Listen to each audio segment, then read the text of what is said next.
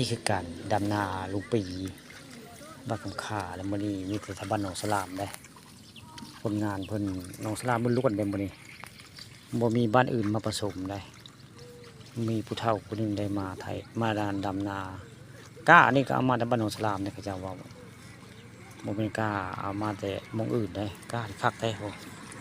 ดำคักได้งะก้าเขาเจ้าเอามาจากบ้านหนองสลามคักเลยก้าผู้ดีคักก้าก้านาลุงปีปลาข่าดำกับดำทะวันนองสลามเลยก้ากับก้าทะวันนองสลามเลยถามพระเจ้าว่าก้าก็เอามาแต่หุ้นจะได้อันจักว่าเอามาแต่หุ้นได้บ่แม่นก้าคำว่าของขาก้ากับไทยของขาเลยไทยดำกับไทยวันนองสลามมาดำแม่นมดเลยนองสลามมดได้ไทยมาดำนี่กะบ่มีไทยบ้านอื่นไว้ผสมมีคนนองสลามมันล้วนได้มันทำให้ดำนาให้ลุงปีอยู่บ้านคำขา6 ศาสตร์มันดำนาโดยญาติคนใดญาติพี่น้องเพิ่นมาแต่อันเพิ่นแล้วบ้านนองสลามว่าไงมาดำนาแต่ว่ามีผู้เฒ่าผู้หนึ่งใดใส่เสื้อแดงนี่ล่ะเฒ่าก็หมู่ว่าไงแต่ว่าเก่งดำนาเราเวลาจ้างดำนารวมแล้ว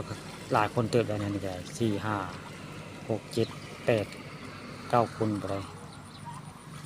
ไว้หน่อยเลย10 คนทั้งหมดได้10 คนดำมานาลุงปีมันนี่มา10 คนได้ไทยบ้านหนองสลามดำนาให้ลุงปีง่ายเลย200ต่อคนหรือว่าวันละ200ต่อคนวันละ400ต่อคนว่าพอผิดวันละ400ต่อคนหรือว่าง่ายละ200 บาทได้มีการจ้างดำให้ดำนาก็เอามาแต่บ้านหนองสลามได้พอโดนนั้นจะถามเพิ่นคนดำกับมาแต่บ้านหนองสลามเลยนี่ญาติลุงปีมืดละนี่ญาติลุงปีผัวปลาช่วยบ้านคำขาตำบลตาลอำเภอตะงอยมือดำนาคักตะเวนกับบ่มีอากาศอึมครึมคักได้กล้าคักกล้างามคนดำก็คักนี่กล้าคักกล้างามคนดำก็คักได้นุ่งเสื้อพยางดำก็มีได้ยานผลทำผลตกก็เสื้อพยางได้อันเจ้าของหน้าบังเอิญมาทักทายว่ายังบ่ท่าญาท่าดับมันยังบ่ท่าบ่ยามันได้ผู้ได้เพิ่นแทนเจ้าของหน้าผู้เจ้าของหน้าผู้อยู่คิงคองเพิ่นว่าคิงคองหิวมาเจ้าของหน้าเพิ่นว่าคิงคองได้หิวมาเพิ่นว่าเป็นคิงคองเด้อเพิ่นว่าตลกกระแทกลุงปี